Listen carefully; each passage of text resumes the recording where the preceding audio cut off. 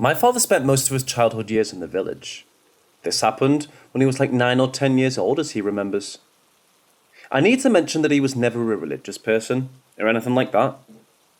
He was a normal person but had a very realistic perspective on life. He didn't tell this incident to anyone other than his mother when he was young, but when he heard similar stories from his relatives from the village about that specific area, he did believe that his experience was probably not a dream, nor a hallucination.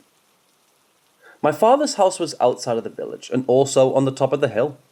It was difficult to reach their house on foot, but there was a shortcut that goes around that hill, and people who knew about that shortcut would sometimes prefer to use this path. It was a pathway rather than a road, narrow but less rough than the other road. Those who know this road also know that the path is an uncanny place. It has not a very clean past. There's a story about that road my father heard from his father. 4 or more centuries ago, when the Mongol invasion of Anatolia, Mongolians attacked this village and killed every living being in the village in this place, and put their heads to the spikes along the path. People used to call this place Kabatas, because it's also full of steep and sharp little stones. It means rough stones in Turkish. The thing is, no one would love to use this path if it's not really necessary. As I said, because this place has not a very pleasant past. One summer afternoon, my father started walking towards his house. He used this way because he needed to hurry. The road was not that long. There were even neighbours living in their own houses just beyond the bifurcation at the end of the road. He walked a little more on the stony road, then stopped. More precisely, he had to stop. A stone protruded wall appeared right in front of him, a wall he had never seen before. Why would anyone build a wall on that narrow pathway anyway, he asked himself. But the path was continuing just behind the wall after all. It was like a newly built stone wall. He first thought was whether the neighbours knitted it. It was odd, but the wall wasn't so long. The height of the wall was probably 150 to 160 centimetres, and the length of the wall was approximately 200 centimetres. But of course, it's beyond the height of my father, who's still a small child. It was still a simple wall that he could overcome in 2 moves. No passing from the right to the left of the wall, and as the weather started to get dark, he wanted to climb the wall and continue on his way in order to return home. When he climbed the wall and gave his hand to where we thought the stones were over, he realised that the wall was not finished. However hard he tried to climb, he couldn't reach the top of this wall. It seemed ridiculous. He probably thought the reason why he couldn't reach the top was his plastic shoes, but he was sure that he had been firmly on his feet and touched at the top. He asked himself, "Oh my God, how is this possible? Why is it not ending?" Now he's tired of climbing. There was a growing feeling inside of him that someone was watching him and maybe playing with him. He's just starting to get scared. The weather was almost dark. He thought it would be bad if I fell, even if I could break my bones, because he was sure he was very high from the ground. He felt the fear in his heart. In that case, a person like my dad started to pray to God. Then he fell to the ground with a bang. The wall collapsed on its own, and my father was buried under the rubble. He couldn't get up from the ground. Then he thinks he passed out there, and a few hours later, my uncle saw my father lying there. A little boy, half of his body under the stones, caught his attention. He saw, this child is my father. He fainted. He held him and carried him home. He tells my grandmother where he found my father. My grandmother said, "Oh, my son, were you so tired? Haven't you found another place to sleep than the cursed land?" My father told her about what happened to him. There's a widespread belief in that region, especially expressed by the ancients.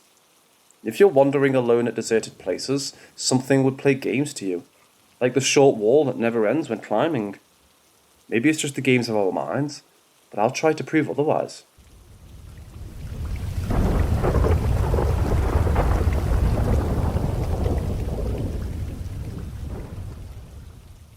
Regardless of my skepticism, I've experienced 3 incidences that I've never been able to explain. They happened between the ages of 13 and 18, and even now, more than 20 years later, they keep me up at night as I try to make sense of them. The first incident is as follows. Back when I was 13 years old, I was living in Manchester, UK, with my mother. We had been staying in a semi-detached house for a few years, but were in the process of packing for a move to a new house in the same area.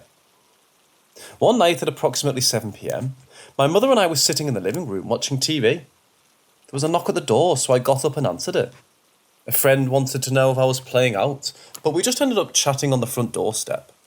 Suddenly, in the middle of our conversation, I hear a woman's voice shouting from upstairs. The voice said, "Hello, can you hear me? I'm over here. Can't you see me?" Immediately, my mother screamed hysterically from the living room. I ran into the room to check on her, and she was sitting on the couch, shaking and truly looking terrified. I asked her what had happened. She told me that a woman's voice had whispered something in her ear. "What did it say?" I asked. "Hello, can you hear me? I'm over here. Can't you see me?"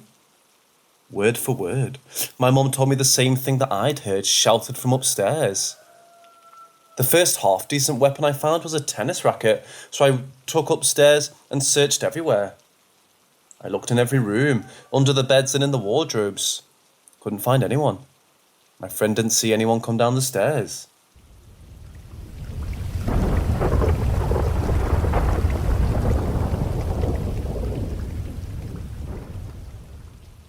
It was late in the evening, and I was in the living room watching TV. Bored with what was on the TV, I looked for the remote so I could change the channel. I checked all over for the remote, on the couch, under the cushions, by the TV, and on the floor. After an unsuccessful search, I gave up and decided to read a comic. As we were mostly packed up for a move to a new house, the main living room light fitting had been removed. This meant that I had to take my comic to the opposite end of the living room, where the lamp was. As I was reading, the TV turned off. At first, I assumed that a power cut was the cause, but I quickly ruled this out because the lamp was still on. I went over to the TV and noticed the red standby light. This meant that the TV had been switched off by the remote. I then turned around and saw the remote resting on the arm of the couch, pointing at the TV. Given what had happened 2 weeks earlier, this was my cue to go upstairs to bed. I took my comic book up to the bathroom and continued to read it on the toilet. During this time, I heard movement outside the bathroom door. I called out, "Mom, is that you?" I got no answer. The movement stopped. Again, I called out and the movement commenced. I leaned down to inspect under the door. 2 distinct shadows were moving about like shuffling feet, blocking out the landing light. Now a little scared, I said, "Mom, if that's you, say something. This isn't funny." The movement seemed to get closer to the bathroom door, and that's when the door handle started moving downwards, as if someone was trying to get in. Luckily, the toilet door was very close to the door, so I quickly reached out and locked the door.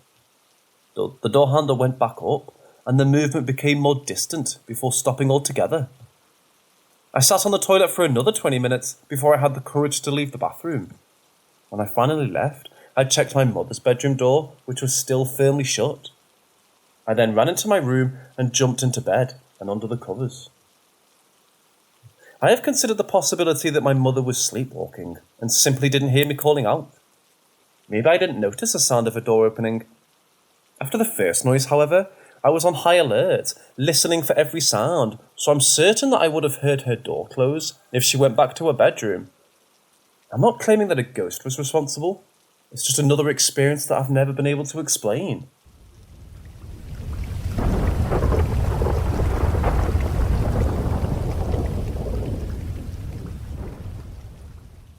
Me and my mum moved to this innocent-looking, small and weirdly pink house.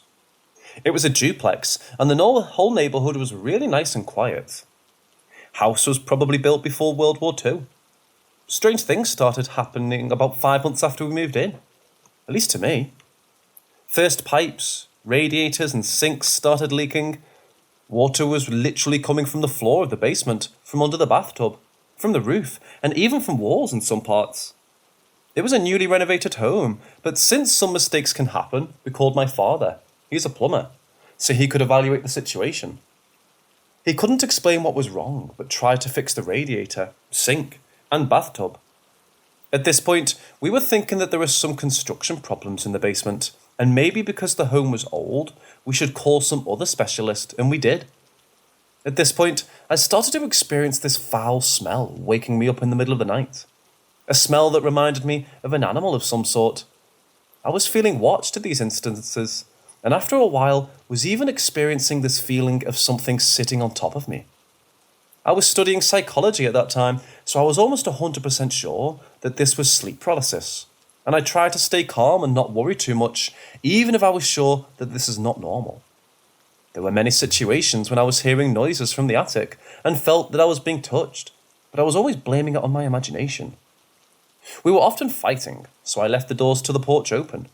You see, they had this tendency to stay open, even when I made sure to close them with the key and check the handle to be super sure. My mom was a bit obsessed about those doors. Now I know why. 2 years have passed, and my grandmother and her man were visiting. So I was sleeping with my mom in the same room and grandparents in her bedroom on the first floor. I was awoken by noise from the kitchen and decided that I should go to the bathroom since I was awake. Past the stairway, I saw the light and heard noises of someone making tea or something in the kitchen. When I came back to my room, Mom asked me, "They can't sleep or what?" I said that probably and went to bed. In the morning, when we were eating breakfast, Mom asked them why they were so loud at night, and obviously they said, "We thought it was you." At that point, my mom said, "Oh, so ghosts again?" This was so random because we haven't spoken about it ever.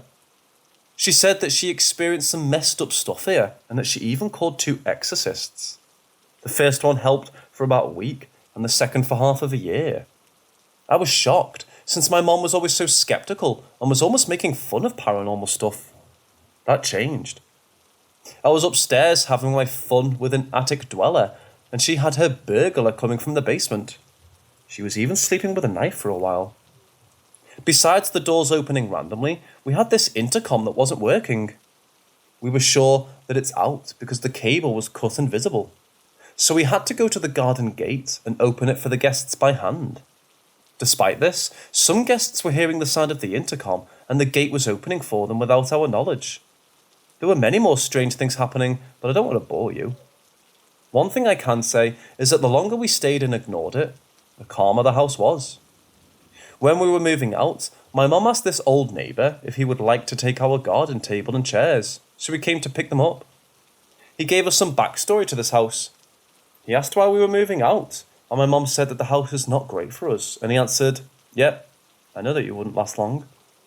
He said that none of the previous families stayed in it long, and they almost all had some family problems after a while.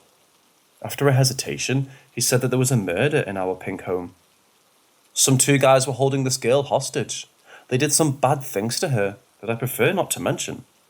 After hearing that, we were really glad we left. But not really. I think something has moved with me.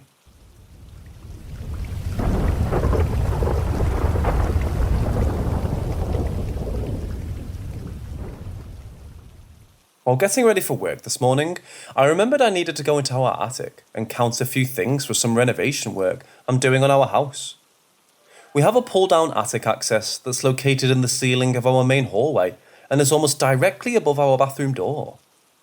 My wife was in the bathroom applying makeup in front of the sink, while my 22-month-old daughter was sitting on the bathroom counter, just 6 inches away from my wife, playing with a toothbrush when I heard my daughter say hi, which I thought she was directing the hi to my wife, which is something she does a lot.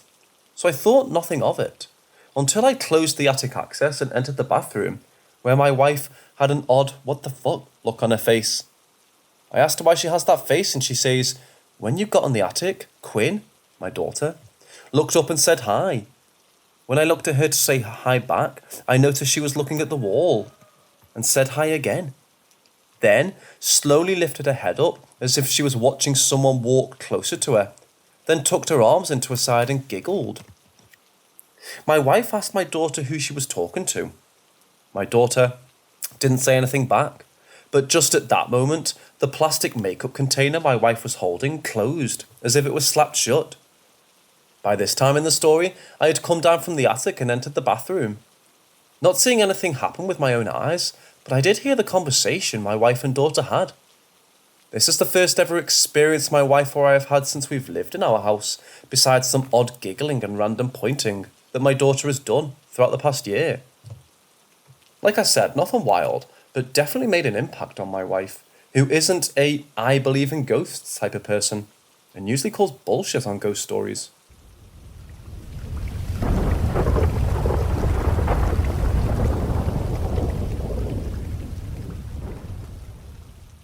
This happened to me as a kid, and I still think about it a lot. At the time, I was about 12 or 13, I think, and I was doing a kayak trip down a river in a very rural part of France. This was an autonomous trip, as in we were carrying tents and all of our stuff, slept in the wild or campsites, and went down a significant portion of the river as a group, with other kids and a couple adults. What I saw happened about 1 week into the trip. It was a 3-week trip, so we were pretty far into the wild. We stopped for the night on a riverbank. I pulled my kayak onto the beach and wandered a bit further to check out where we could sleep. Just to explain the location, we stopped on a rocky riverbank that was slightly inclined towards a thick line of large trees with a clearing behind them. Suddenly, as I approached the trees, I felt extremely strange, kind of woozy, and felt compelled to look up towards the trees.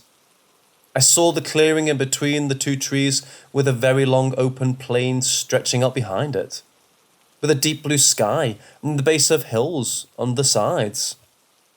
This seemed strange to me, as there weren't many plains where we were, and the view seemed very surreal, like it wasn't the same time and space we were supposed to be in.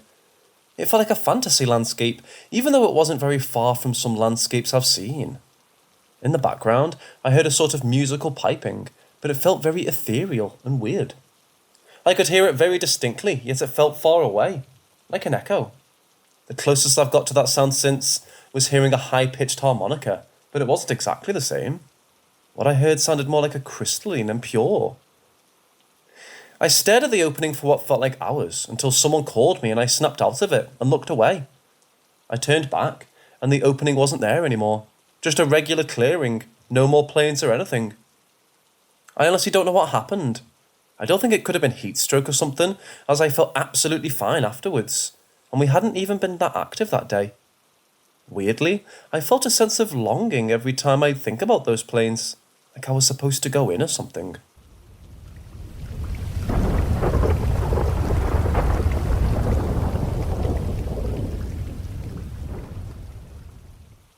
So I rented this house, but it's been in the family of my landlord, Nancy, since it was built in 1929.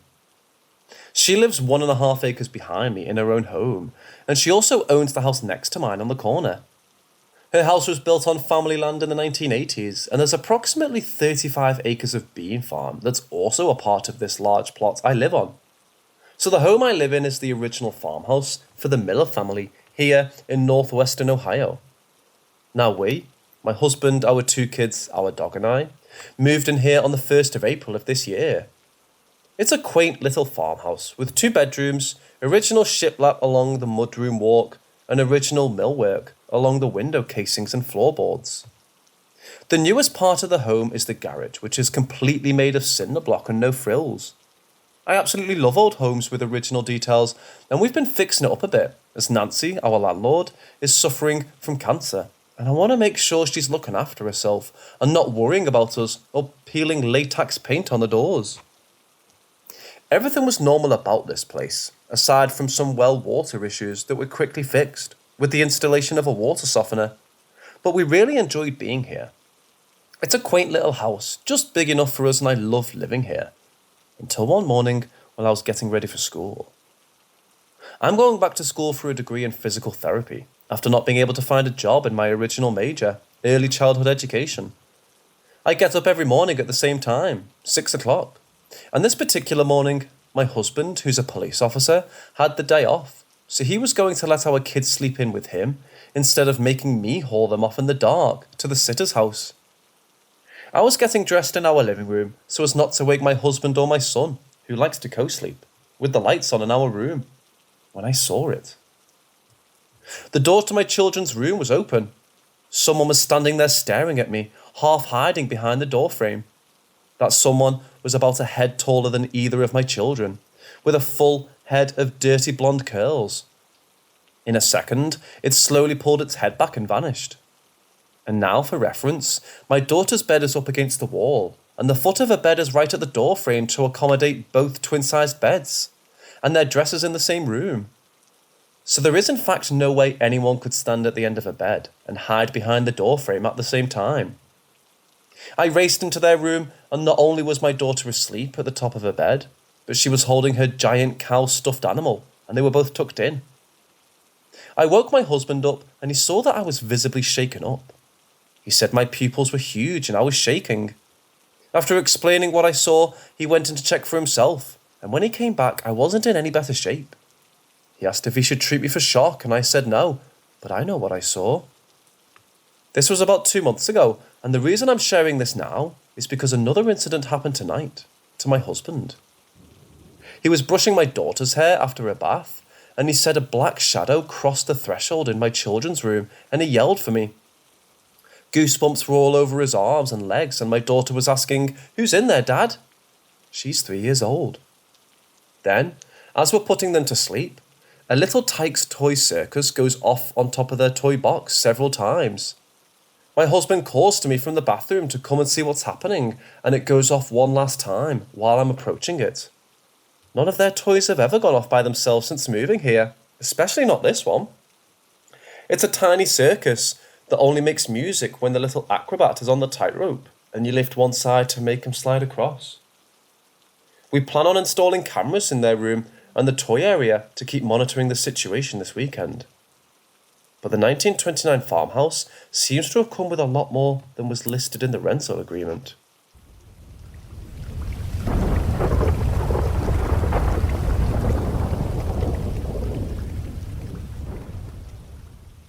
I've been married to my husband for 5 years.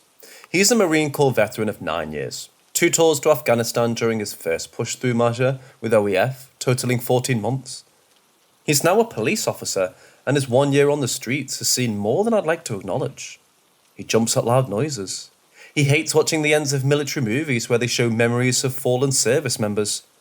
He always sits where he can see the door at a restaurant, but he's never had a nightmare. Not in the 5 years we've been married. Last night, it's about 1:15. We'd been comfortably asleep for quite some time, and out of nowhere, my husband started making these sounds deep in his throat. At first I thought it was our dog, Nike, who sleeps on my side of the bed. It took a minute and it happened again. I called out to her to shush, and she got up and put her head on the side of the bed. While I'm reassuring her, he does it again. Finally realizing it's my husband, I shake him awake. His eyes fly open after a minute and he whispers, "I saw it." Instantly, my blood runs cold. He grabs my wrist in the dark and says a little louder, "I saw it." Trying to remain calm myself, I ask him what he saw and what he's talking about. I'm terrified there might be someone in the house, and I ask if I need to get the kids. He tells me everything. He thought it was real. Our daughter had run into our bedroom crying, saying there's a woman in her room and she was scared of her. My husband picked her up and comforted her, tucking her in between us. She settled in and he looked out our door into the living room before our son came in moments later screaming. This is a common real-life occurrence. They come in, crying or not, and want us to cuddle them back to sleep. He asked our son what's wrong, and though his speech isn't as good as his sister, he said, "Saw a lady. Don't like Lady Daddy. She's scary." At this point, my husband says a black shadow stands in the doorway, and the kids start screaming. Apparently through all this commotion, I didn't wake up. He pulls a gun, not knowing what good it will do, and that's when it happened. His whole body freezes up, and he cannot make a sound, and he cannot move. He's trying to scream and wake me up to get the babies, but he can't. And that's when I heard his sounds in his throat and woke him up. It was a nightmare. His first experience with sleep paralysis, and I could tell he was shaken up. I told him I was going to check the kids, and I'd bring him some water. The babies were fine, sleeping soundly. He was upright in bed, staring at his hands when I came back. I felt awful.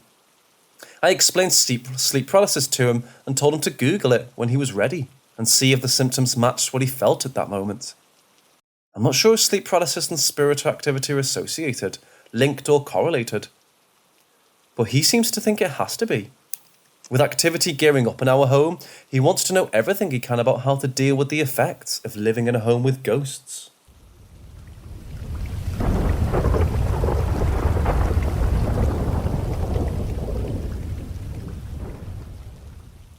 I have no way to tangibly prove the story I'm about to tell outside of my own words, as it was a one-time anomalous event that myself and my sister experienced almost 10 years ago, but it has nevertheless remained stuck in the minds of my immediate family. When I was about 10 years old, and my sister was 11, me and her were hanging out in her bedroom at about 11 p.m. Our bedrooms were right next to each other, so it was common for us to meet in her room late at night to talk and play on our DSs and such. After a while of sitting around and talking, me and my sister heard something very strange and startling that we've never been able to explain. We heard what sounded like an incredibly automated, emotionless, disembodied voice speak. I have no recollection of what specifically it said, but I remember its tone of voice like it was yesterday. It was vacant of emotion, almost robotic, and sounded deep and masculine. My sister had nothing in her bedroom that could have generated this noise naturally. This was in around 2009, so smartphones and the like weren't readily available as they are now. We were obviously incredibly shaken by this, but decided not to act on it immediately out of fear of annoying our parents and older brother and giving away that we were staying up late. We rationalised that it might have been someone outside her window on the street, or a nearby car radio. However, minutes passed, and we eventually heard it again. It sounded more hurried and apprehensive this time. At this point, me and my sister were scared out of our minds, so we ran to alert our parents. We were in my sister's bedroom on the second floor of our house, and elected to run downstairs to tell our mother. When we got downstairs, however, we found our mother collapsed on the couch, unconscious and foaming at the mouth. We immediately woke up our father and brother, who promptly called 911 and got my mother help. We would later come to know that my mother was having a seizure caused by a brain tumour. This tumour would later be successfully removed, and my mother is still alive today. I personally don't believe that there's any correlation between the voice me and my sister heard and my mother's seizure. I do, however, believe wholeheartedly that had me and my sister not heard that voice, my mother might not be alive today. Had we not heard it, we would never have gone downstairs and found her having a seizure. Today, me and my sister regularly recollect on this occurrence, and my mother claims that it may have been a guardian angel of sorts. Regardless, I still owe a lot to that strange disembodied voice that me and my sister heard.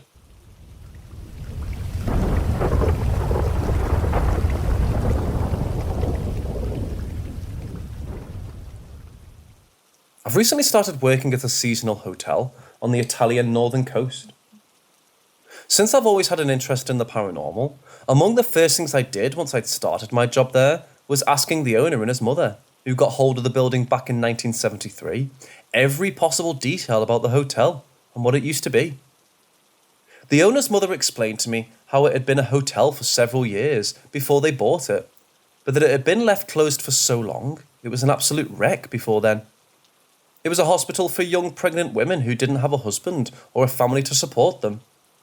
When she told me that, during the first 2 months on the job, so halfway through it, I wondered how it could have been possible that no paranormal activity had ever been recorded there.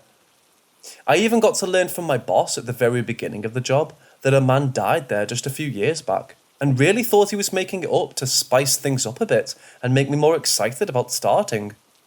Turns out it was absolutely true. An old man died due to extreme heat after getting back from the beach. It's not something so unusual here, and I guess it applies to any area that gets through very hot summers. The hotel has been closed since mid-September. I worked there for about 3 months and a half, stayed a bunch of nights even, without ever experiencing, sensing, or hearing anything that seemed out of place. I did think that it might have been because the nightlife was way too much, and too many people were in the hotel, basically causing an energetic pollution that would prevent paranormal occurrences from manifesting. Then, the dead season for our area came. Everything grew silent and rather gloomy, and I, having become close with my boss, kept going to the hotel, even for several days in a row, listening to and making music, playing video games, experimenting with cuisine, even threw a couple parties. It was just the two of us and his dog a good 85% of the time. things started getting weirder then. He noticed a foul smell coming out of some spot under the reception desk, something like sewer smell, changing slightly from time to time, with an spectre that went from, let's say, decomposing flesh to rotten eggs. It was never too strong, and you'd be unable to smell it after stepping just a few feet back from the desk. What got us puzzled was how the smell would come from a spot where only wires and electronics would be, rather than the bar sink, for example, which is just about 3 meters far from the desk. Not to mention my position was exactly that of reception and marketing, meaning I would be sitting at that desk for several hours a day and never smelling a thing. My boss said he had definitely smelled it this summer too, though it was a lot fainter. I actually have quite an efficient sense of smell, and it did surprise me how he was so sure it has happened a couple of times through the summer too. Since my boss is quite a sensitive person, when I got to lose over my sensitivity to paranormal matters after dealing with it in a way that was stressing me out, I just realised perhaps the smell wasn't something completely physical and normal. My doubts got stronger after noticing his dog seemed to take an interest in the area the smell was coming from, without really acting like the lively and goofy dog he is. He'd rather stop a few feet far from the spot and stare at it. One night, while we were in the hotel kitchen making dinner, the dog started looking towards the door to the reception as if he heard something, then ran through the corridor to the desk. I followed him, thinking there could have been someone at the door. Instead, he stopped at the desk, staring at the spot the smell came from. He's a very loyal and clingy dog. He doesn't leave his owner's side easily. Still, he did that thing of running to the desk and staring at that same spot a bunch of times. I don't understand how he could sense something normal going on in there from another room, several feet away, since he can't even really hear you calling him in a normal voice tone from the same distance. To add up to it, this is where surveillance cameras come into play. One night, some guys attempted to get inside the hotel, thinking it was empty. My boss, who was actually sleeping there, heard them and called the police, with whom he got to check the security cameras recordings, which he showed me the next day. I was definitely hype about getting to see the videos, honestly hoping to spot something odd, and I wasn't disappointed. Two things caught our attention. A strong glare on the back door's glass, which looked like a flashlight being moved from not too far inside the hotel, behind the curtains. A tall wall stands between our hotel and the neighbouring one, making it impossible for the light to be coming from there. It lasts just for a few seconds. It just goes on and then off. This happens about an hour before the culprits come in, at around 3:30 a.m. Then, between 4:30 and 5 a.m, a white figure comes out of a dark area in the back of the hotel, running without activating the motion lights. Then just seconds later, one of the intruders runs back into the same spot, activating the motion lights. What's odd about the first figure is, needless to say, how they don't trigger the light. The fact that they have no discernible traits, just a white, human-shaped figure. And lastly, how it was coming out of a spot that had no way in. There should have been a piece of the tape where this person was walking in before running out. Something tells me there's a way for the person in a light-coloured hoodie to look like that, and that they somehow managed to run past a blind spot for the motion detector, though neither I nor my boss can wrap our head around how that person got in that spot without taking the only possible way in. The second figure looks so much more human, a shady yet casual guy in a hoodie. You can see where the hood ends and a few facial traits. Not much, since his head is turned almost completely back to the camera. It's rather puzzling how contrasting the two images are, even before the light goes on. The camera captures the second man's details, not making him look like some sort of apparition, as it is for the first figure. Being a bit of an anxious guy, my boss didn't really feel like further investigating the surveillance camera tapes, and didn't bring up the odd parts of the event again. We both moved back to our places just a couple days ago, so the hotel is currently unattended, and will stay so for at least another month or two. I really wonder if anything weird will be taking place there, when no one is watching.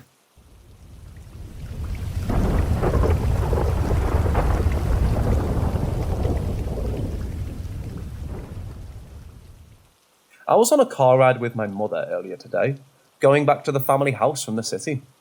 We were taking the usual road when at about 6 minutes from our destination, in an area just behind our neighbourhood, we saw what seemed to be a massive dim light, smoke or fog, which moved slightly from the tree area down to the side of the road and then flew right away at a considerable speed, disappearing into thin air as soon as we approached it with the car. I'm really trying to figure out a more, let's say, realistic explanation for this that doesn't involve some kind of spirit or apparition, etc. Not because I'm an absolute skeptic. I've had at least another notable experience in the past, actually, but this one feels so weird to me. I'm wondering if this just wasn't some kind of rare atmospheric phenomena. To go further into detail, we were just about 6 feet away from the thing before it took off. It was rather large, but despite the size and short distance, neither my mother or I could discern any trait at all. It was like a shapeless mass of white smoke. When we got close enough to almost drive through it, it flew off and disappeared mid-air without changing its shape like smoke or steam would normally do. It just gradually turned transparent and disappeared within seconds. Another thing that weirds me out is how it didn't seem to follow the airflow of the car at all. It just moved slightly to the left, opposite to where it came from, and then flew straight upwards, and it was way faster than the car. Since whatever it was, my mother obviously didn't want to hit it. I immediately looked up, trying to follow it with my eyes, but I couldn't see a thing at all, which also doesn't really make sense to me, considering how visible it was before the car lights were close enough. It didn't seem to disappear into darkness, but rather to dissolve. I'm wondering if this can be compatible with any known atmospheric phenomena. If any of you have any similar experiences, or anything.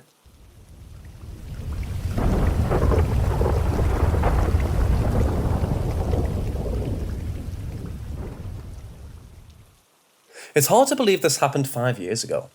Every time Halloween rolls around and I see the flood of pumpkins in stores and on porches, I'm reminded of the strangest night me and my brother experienced.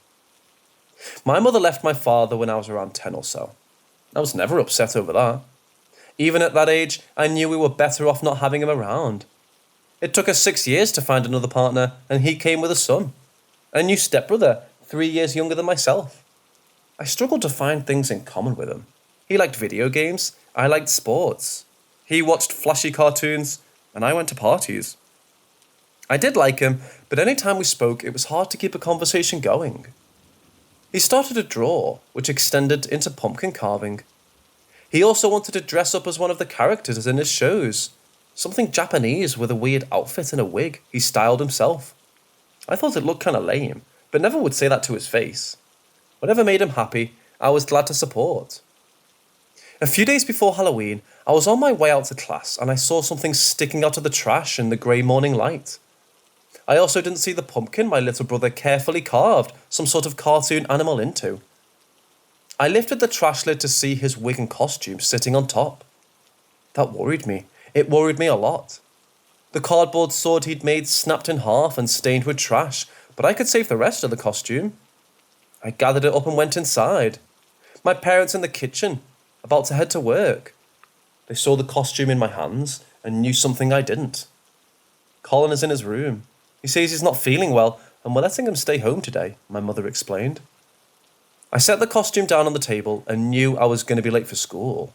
I honestly didn't care. I might not be good at being a big brother yet, but I needed to try. I went up to his room, his door still covered with mini posters of his favourite characters. I knocked but let myself in, spotting my brother hiding under the covers. "Hey buddy, I heard you're not feeling good. Do you want me to get you something?" I offered. "Don't you have school?" he said from under his blankets. "I can skip a class, or a whole day if you want," I said, hoping for a good answer. "No, it's fine." I stood awkwardly in the doorway, looking at the figures and plushies he carefully collected with his hard-earned pocket money. Aside from how the girl figures were dressed, I didn't see anything wrong with him liking this stuff. I did try watching some of his shows, but I just didn't understand the appeal. And really, what was with the girls in those shows having so much cleavage? Wasn't that a bit much for a cartoon? I walked over to his bed and sat down, knowing someone needed to talk to him about the missing pumpkin and costume issue. "Why was your costume in the trash?" I asked gently and waited. When he didn't answer, I kept going. "Did someone tease you for it?" A slight nod came from under the blankets. "Jason. He smashed my pumpkin too. I can't prove it, but who else would have done it?" my brother said, his voice sounding like he might cry. Listen, Jason is an asshole. We both know that. Do you really care what a jerk like him has to say? His opinion doesn't matter, I told him. That's pretty easy to say, but it still hurts. My brother was brought up. Yeah, that made sense. It was hard to just ignore someone saying cruel things and destroying something you spent a lot of time on. I sat trying to think of something to help him feel better. I've never been bullied before. I'm sure people tried, but I never cared about what they said. Colin was a bit more sensitive and honestly too nice for his own good. Yeah, it is easy to say, but saying it is the first step of making it true, right? Listen, this year might be the last one you can go trick-or-treating, and I want to go with the costume you made. I'll go with you, so if Jason tries anything, I'll kick his ass. Colin poked his head out from under the blankets, eyes and cheeks red. I loved this kid I'd only known for a few years. I just didn't know how we could fully connect like brothers should.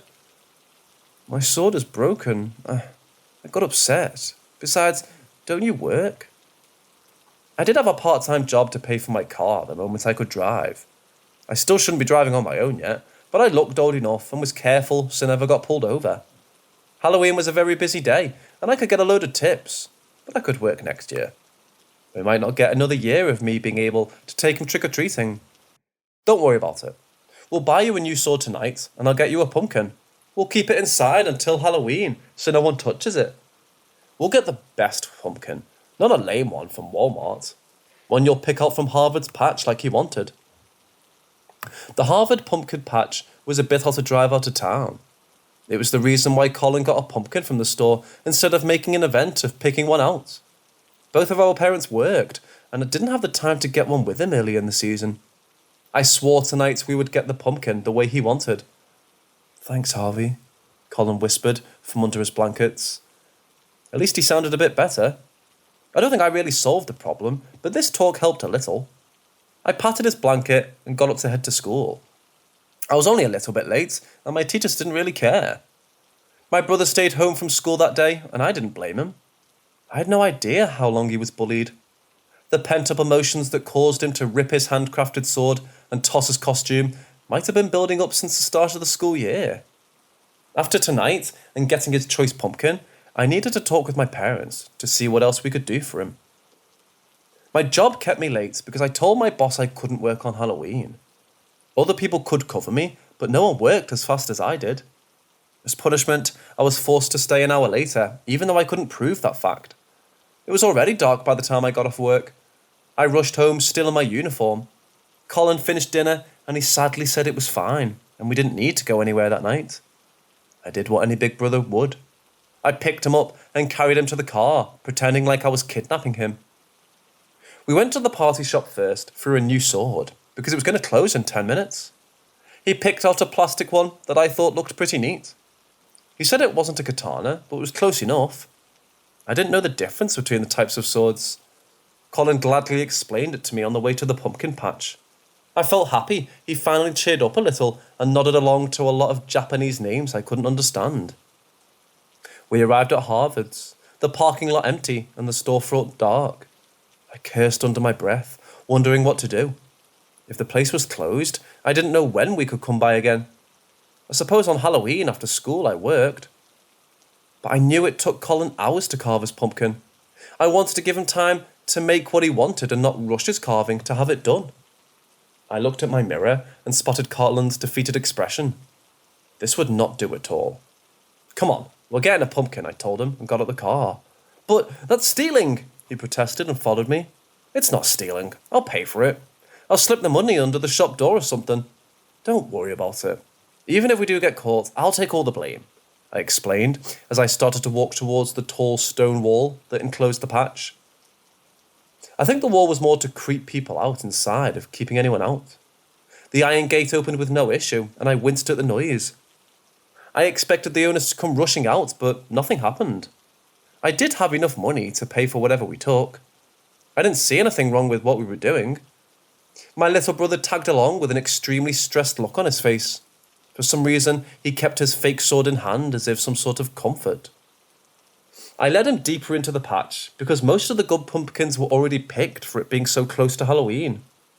I used my phone as a flashlight for us to see. I kept asking my brother what he wanted, and he just shook his head. his smile from before not returning. A few feet from the wall, I spotted a decent-sized pumpkin, and one pretty well formed. Perfect for carving. How about this one?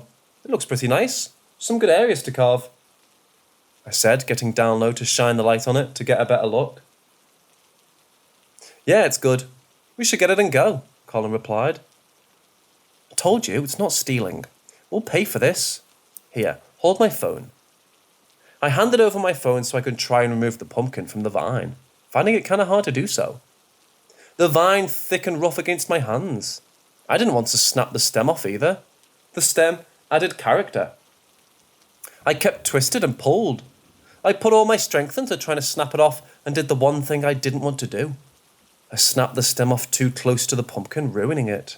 I cursed, my voice echoing through the dark field. We'll find another one. I'll figure out how... I told Colin, my hands raw from the failed effort. When I looked up to take back my phone, I was shocked to see tears in his eyes. It's all right. You don't need to do any of this. I know wanting a pumpkin is childish. I know you don't even like me. The last words had choked out in a sob, and I almost didn't make them out. I stayed on my knees and went over to him, my hands on his shoulders and chest aching. I really did a terrible job these past few years, if this is how he felt. How long did he let that idea sit and eat away at him? Was it the entire time we've known each other? Buddy, hey, I like you, I do. Just because I don't really get that stuff you like doesn't mean I don't like you. I really should have put more of an effort into getting to know you, even if your things aren't my things.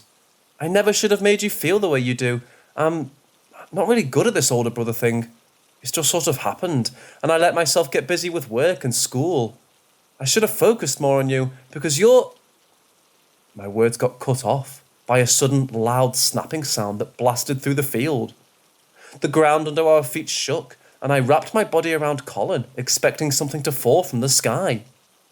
The sound loud enough to move the leaves and impact my chest. My ears slightly rang for a few seconds afterwards. We didn't dare move for a while, both scared to death. I pulled away, but still kept Colin in my arms. We both looked around, trying to figure out what the hell just happened. An explosion? No. I didn't smell smoke or see any signs of damage. What was that? Colin asked, his small voice scared. I have no idea. Let's leave and find out later, I told him. I took back my phone, the screen dark. So much for calling for help. We took a few steps forwards and my foot caught on something. I tugged on it, only to get caught again. With another tug, I found I couldn't get it free. Colin saw what I didn't. A small strangled noise came from him. With the bright moon, I could see a vine wrapped around my ankle. I was confused on how I stepped in it away to get my foot tangled up. When the vine started to curl around my ankle, I didn't think of anything. I just picked up my brother, tore my foot free, and then started to run. I jumped over pumpkins and dogged vines trying to grab us. This couldn't be happening. I didn't understand how any of this was real. The leaves and vines in front of us bunched up and started to rise. We need to run around it, only to have more of those shapes appear. To my horror, a tangle of pumpkins and leaves stood up, looking a hell of a lot like a 7-foot person. Colin screamed, and I held him tighter. It's the curse, he said, and wrapped his arms around my neck so tightly I almost choked. Curse? Thinking back to it, I heard about a few different local legends of this pumpkin patch, all of which were a bit different. Most of them had to do with the patch becoming some sort of a creature when a virgin disturbed their slumber on a full moon night. The monster made a swipe for us, and I got a lucky dodge. I didn't care about curses or anything like that, I just needed to get Colin out of there. At least disturbing these monsters confirmed nothing happened at the only party I ever blacked out at. Here I thought I got lucky back then. With so many more of the pumpkin creatures getting up, I doubted we had much of a chance of getting free. Some looked like people, and others were massive snakes. The sounds of the leaves rustling put me on edge. We were so close to the wall, but our path got blocked. Without any other options, I did the only thing I could. I tossed my brother through the only opening to let him land near the wall. He might have hurt his elbow and knees on the landing, but at least he didn't get caught. The large hand of the monster wrapped around my chest. I couldn't do anything as it lifted me into the air. "Colin, run!" I shouted at him before the monster cut off my air. I watched completely helpless as my little brother tried to run along the wall towards the gate, but got cut off. One of those snake creatures in his way. He needed to climb the wall, but his small body wasn't able. He desperately tried grabbing the bricks to lift himself up. If I was there, I could have easily lifted him over. I felt tears stinging my eyes. My regret of not being a better brother flooded in. The vines wrapped around my body tighter, and the creature started to drag me away. My mind raced through all the tales I heard as a child, trying to figure out what it would do to us. Eat us? Plant us? Make us one of them?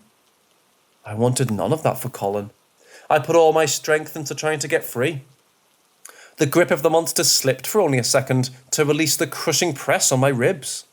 I took in some air, ready to shout out to my brother. At that moment, I wanted to tell him how much I loved him. The horrible truth came to me when I realized not once since we knew each other had I said those words to him. The large hand came around my chest again, and this time it pinned me to the ground. My body pressed hard into the dirt. Fear overtook me as I saw myself staring to stink in the ground. I struggled and prayed to whoever would listen to just let my brother live, and if possible, let me say those few words to him. Soon, my head was the only thing above ground, my body cold and in pain from the dirt being pressed around it. I wanted to cry when I saw one of those monsters about to reach Colin. I begged for someone, anyone to save him. And by sheer luck, my prayers were answered, but by someone I never would have expected. A small body came over the wall, landing gracefully on the ground in front of Colin. The hair so white it shone through the darkness. The person stood about as tall as my brother, and I wondered why a child so suddenly appeared in the middle of this mess. I guessed it to be a boy. He quickly grabbed the fake sword from Colin's hands. The moment he took it, a silver light overtook the cheap plastic. Without any hesitation, the boy swung the sword, sending out a blinding flash of silver light through the field. It took over my vision, and I passed out, unable to stay awake through the wave of odd light. When I woke up, I was on my back covered in dirt. My brother crying over my body convinced me I died. The boy who saved us, standing off to the side. I sat up, entire body in pain, but accepted a hug from Colin. I whispered how much I loved him and how sorry I felt it took me this long to say it to get him to calm down. When we were both able to stand up, we looked around the now completely empty pumpkin patch. "What the hell happened?" I questioned, shell-shocked. It is a bit difficult to explain in a way humans can understand. This land stands on a flow of magic, the boy started. The fake sword we bought earlier in his hand, but now transformed into something bright and real. His eyes were somewhat hidden under wavy white hair, but I noticed they were red.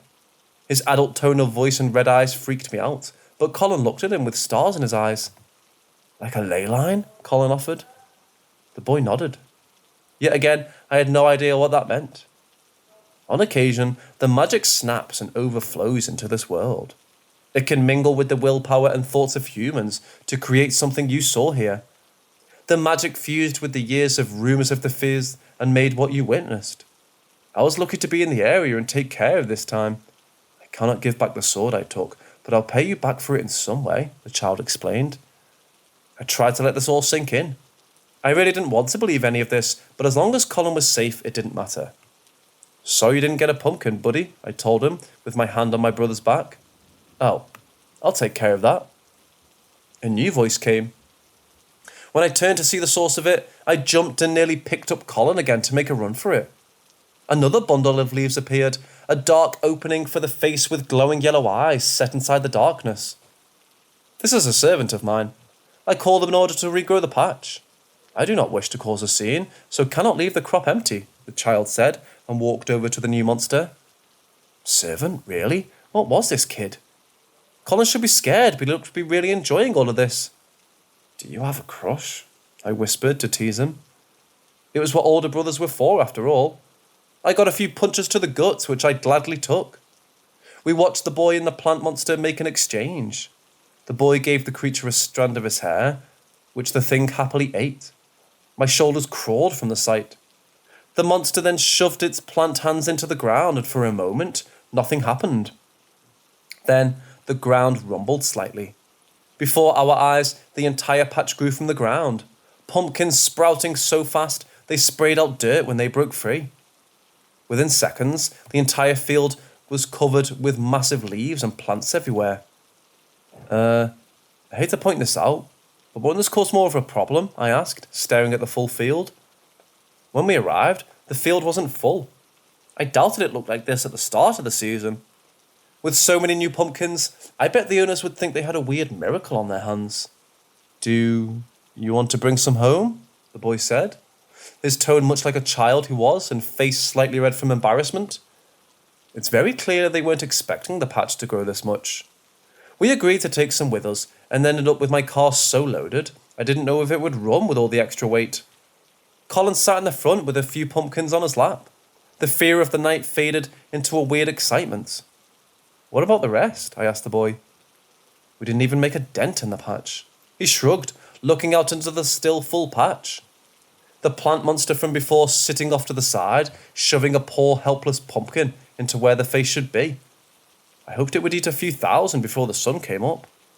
I'll call in a few others to help move them, he said, not as worried as before. Let me guess. You don't want us to ever tell anyone about this night or else you'll kill us. The boy raised his head to meet my confused eyes. He shook his head as if I was crazy. You can tell anyone you want. I mean, who's going to believe you? Just stay out of trouble. It appears you two are in the wrong place at the wrong time. I doubt you'll ever encounter something like this again. It's best you get going. It's a school night, isn't it? I smiled at the fact a child was worried about us getting up for school the next day. I really hoped we never came across anything like this again. Colin might have gotten as many pumpkins as he wanted, but we nearly died for them. My brother rolled down the car window to say goodbye to the boy before we left. Do you want to go trick-or-treating with us? Colin offered. The boy paused, his face red again. He did his best to keep his mysterious air, but failed. No, he lied. He really wanted to go. We gave him our address and the time we'd be heading out on Halloween if he was able to make it. We then left the pumpkin patch without any clue how to explain our bounty to our parents. We ended up giving away a lot of the pumpkins to others, and I think Colin got a few new friends because of it. I kept my word and took him out on Halloween. A few kids I've never met before going with him. I think that Jason kid was tempted to mess with him, but saw me trailing behind the group, so didn't bother. This was only a temporary solution to the bully problem, but at least my brother got one fun night, and now he knew how I felt about him. We were about to head back home, and were in the last few houses when someone joined the small group. A kid about Colin's height wearing a plastic jack-o'-lantern over their head. I stayed back and let them go up to a few houses together. Then the boy went off, waving at us in a silent thank you for letting him join and be a kid, even if it was only for a few minutes. After that night, we never came across anything weird. I carried on working, and Colin started doing art and things online to save up enough money to get into college for animation. We both got busy with life, but made a point to hang out on Fridays. He even got me into a few of his shows. Turns out I really like those slices of life romance, because the plots are easy to follow, even if the names are still pretty confusing. I hope with Halloween coming up, you all don't get into the same situation we did. Be careful out there, because you never know when you'll be in the wrong place, at the wrong time.